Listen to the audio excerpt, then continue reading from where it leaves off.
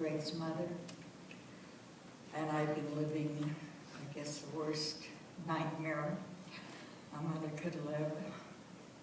My son called me and said that his brother had been found dead in his home.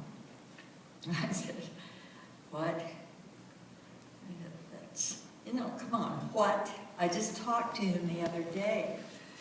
He knew we were all coming here for Ariana's graduation. All the family was going to be together. We talked about all the fun things we were going to do, all the places we were going to be. And now, there's no Greg. No proud dad watching beautiful Ariana graduate with advanced honors.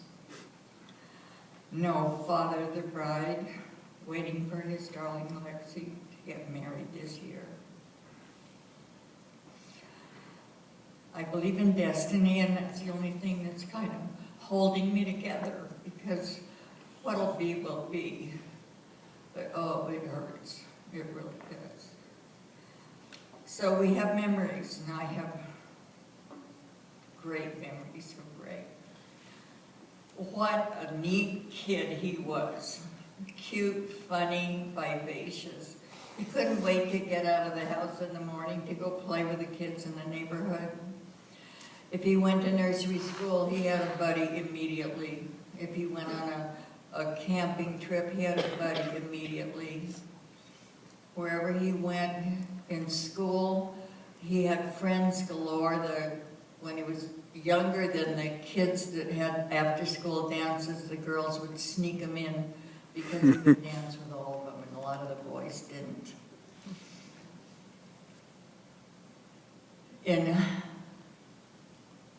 In high school, well, we did water ski a lot. We were a water skiing family, and I remember the determination of Greg. He was about 7, and he'd try to get up on the skis, and he would fall. And we'd turn the boat around, and he'd be pounding the water and mad, and he'd get up again. Well, it didn't take him long. And as the pastor said, pretty soon, he threw off the skis and was skiing barefoot. That was his determination.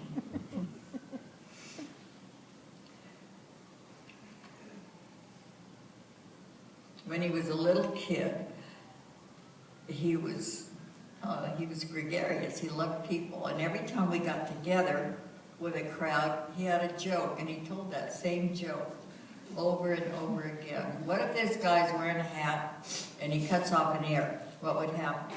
He couldn't hear good.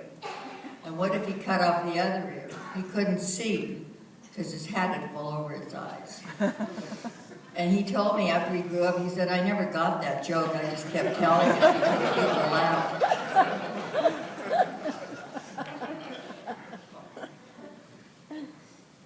He joined the Weldonian band when he was 10 years old. It was a wonderful group. It was formed by Weldon Leonardson in Oakland, and it had over 100 kids in it, and they were taught with a military definite attitude. They had ranks of lieutenants and sergeants and all that, and he loved it, and they paraded all over California. And he stayed in that until he was in high school. He got a scholarship. When he was in high school, everywhere I went, he was playing his horn. I'd go to a dinner meeting, and Greg would be there, part of the program, playing his horn. I'd go to a civic meeting, and Greg would be there playing his horn for the entertainment.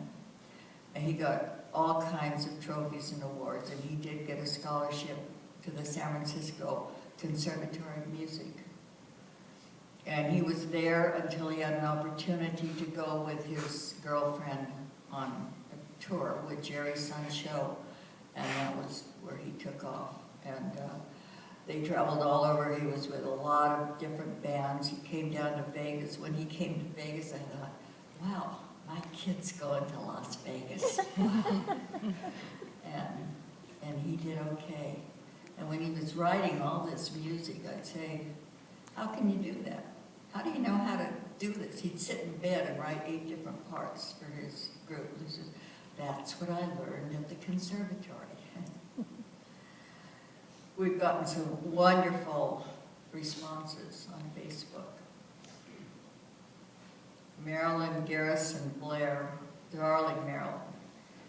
Greg and I started orchestra in the 4th grade, and it was obvious he had an amazing talent playing the trumpet.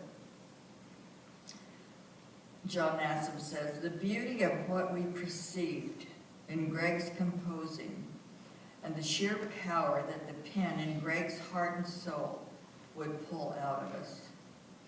It's the kind of writing I would hope to do it justice. Another, he played a burning high note and saints are marching in. And now the saints have called one of their own to take home. And in the words of Greg, when he said his prayer, he said, our Father whose art is in heaven, hallowed be my name. And he ended with Eggman.